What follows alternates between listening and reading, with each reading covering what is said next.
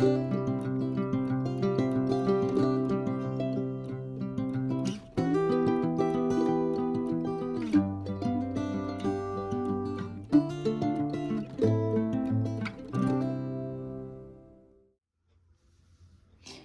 morning.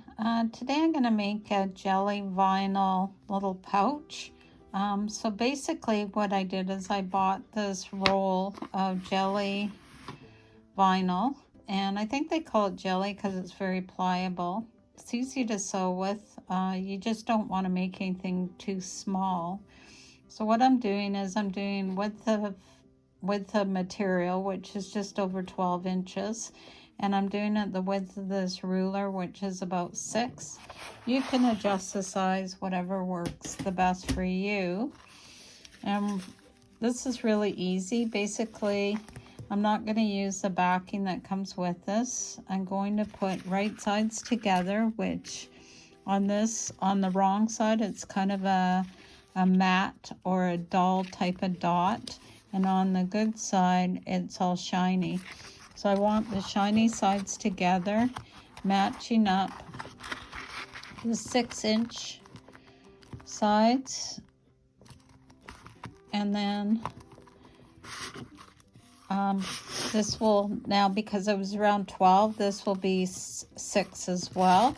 So this is going to be kind of a square-ish format when it's made. So because we're using vinyl, vinyl will get damaged if you use any kind of pins. So I'm just going to be using some clips.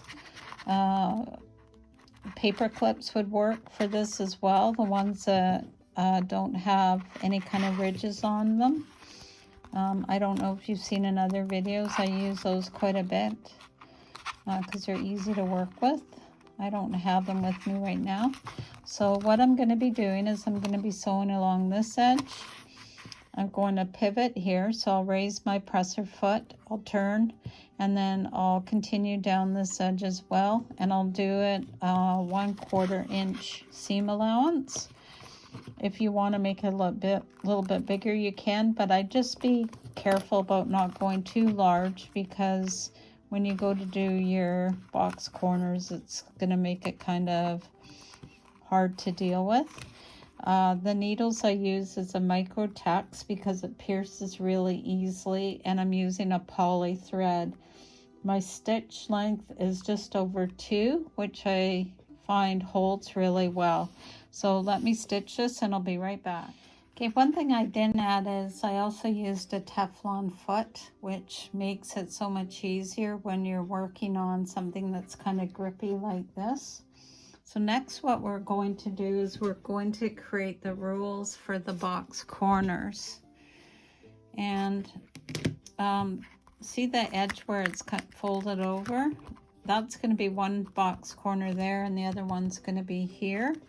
So what I want to do is do a 1 inch. So this is kind of a cheater way of doing it. I showed you how to do this in one of the how to do box corners 3 ways. So what we can do is just draw a line. I'm using pencil because it's fairly light. So I'll do that on one side,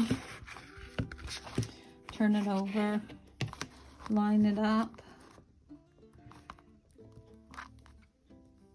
and draw it on the other. And if you don't want to go all the way across, we're actually looking from about 1/3 from here to the edge on both sides. So again, here about 1/3 over is where you need your reference lines. Okay, so now what we're going to do is actually make our box corners by opening up this seam here, which takes a little bit of patience. But by lining up the rules on the front and the back, it creates our sewing line. So what I'm going to do is I'm going to clip them. I'm going to sew that one, and then I'll come around to this side. I'll open these seams up, and then I'll be matching these lines here and sewing across, and then I'll have my box corners. Okay, so once you're happy with how your corners are, then we're just going to cut off the extra fabric, which I'll do with the rotary blade. For those of you that don't know what a Teflon foot looks like, this is what it looks like for my machine. It's basically has like a non-stick coating on the back, and the top can either be metal or plastic. In this case, it's plastic. And it's good if you get one that has a little bit of it can swivel a little bit. So this is the one that I use on my Juki TL model. Okay, and now that the corners are trimmed, I'm going to gently turn this so that it is the right side out. This you have to just kind of work it carefully so that you don't end up ripping any of the seams. Can be a little bit tricky.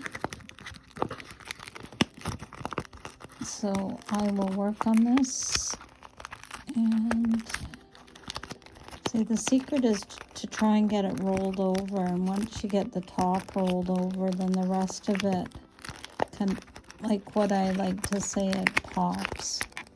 It does try to stick up on itself, so you have to be kind of careful. But it is starting to come out. There's one there, and there's the other one is right here. And it is always easier when you're not filming, because I have to have this in so tight so that you guys can see what I'm actually doing. It makes it a little bit harder, but we'll work through it. There we go. There's our box corners. Not 100% perfect, but it does the job. So there we go. We have this nice little container. And what I'm going to do now is I'm going to put a zipper in. And because I want this to be an open wide type arrangement, I've got half of zipper tape. So the other half is missing. It's been used on another project. And what we're going to do is we're going to take right sides together, leaving, excuse me, a bit of a tail. So by going back and forth, I could, like this, I can make sure it's long enough. So, you know, just visually kind of do it in half. So again, this is the right side facing out. I'm going to clip, and I'm going to stitch all the way around, starting and stopping by the seam, and then I'll show you what to do next. Good morning. I thought about this a bit, and I decided I was going to put the zipper in a little bit differently. This is something that, if you're familiar by Annie products, this is how they do a zipper hack. So basically what you do is you take your strip. This is 2.5 inch. This is just some extra scrap I'm going to try it with. You press it in half and then in half again with the cut edges facing on the inside. So you're basically doing a double fold bias, and then what you do is you put your zipper in here.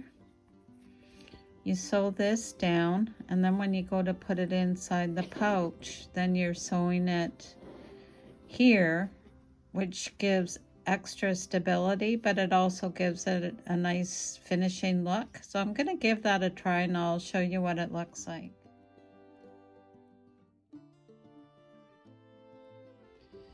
Okay, I'm now attaching the zipper with the extra binding. It's something that is very fiddly, and you have to make sure that the layer underneath is not getting caught. So it's something you have to do very slowly. I'm finding with my machine I can actually move without using the Teflon foot. So I'm still using the zipper foot, and it seems to be working well. So I'll finish on this and I'll show you how it looks. Okay, so I finished sewing all the binding with the zipper tape around, and at the ends I stopped and started at about the same place. I hope you can see that. That's really important not to hit the other one, or else the zipper won't flip up properly. So then when you flip this up, and again you have to work the seam a bit with your fingers. It's like turning it inside out. And then when you have your zipper pull on, that's how it's going to close up. So I think that's really adorable. I really like that. So what I'll do is I'll trim these down so they're even. I'll work putting this zipper pull on. So you put one side on and then the other, so they're both even, and then you tap it with your finger and it clicks in. It usually takes me a few minutes, so I'm not going to do that on camera. And yeah, I'll show you how it looks. We'll sew something on the end to finish these seams as well.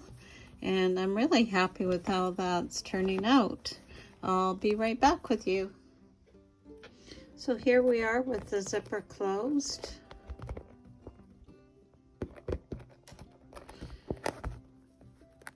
So I'm just going to find something that I want to sew on the end. Probably some sort of tab that'll fold over in this matching fabric.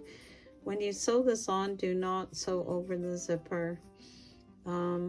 Sometimes I can, and I have no problems. Yesterday I broke a needle and I thought I broke my machine by doing that. So what I highly recommend is that you go along, you stop at this seam, you go down, you go around, up, and over.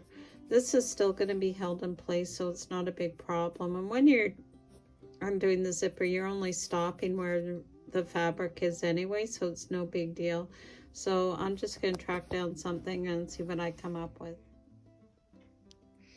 Okay, so I have them done. I just made a quick zipper pull add-on with a paper clip with some beads that I got as a grab bag at a secondhand store. That's just to show you how you can add something on.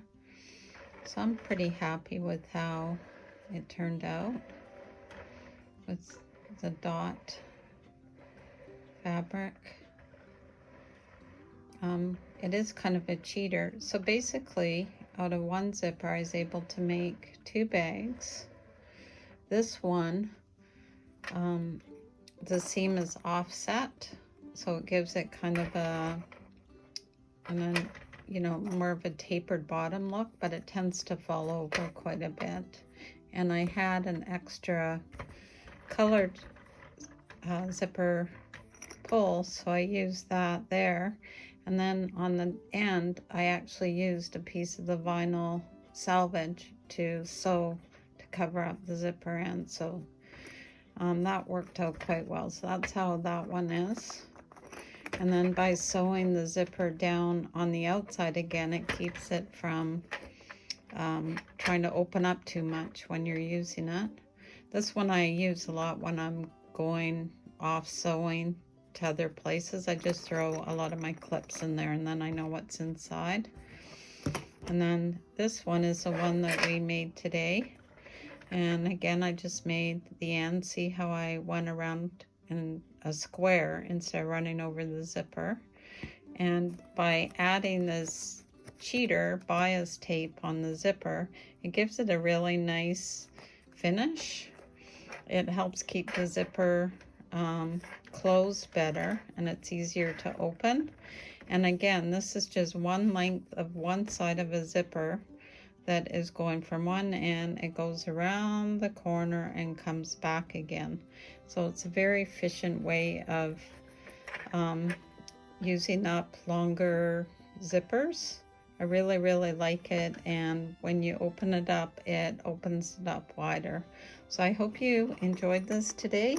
Let me know in your comments what you think. If there's any other videos you'd like to see, I'm always open to suggestions. So please tell your friends, like, share, subscribe, and until next time, have a great day sewing.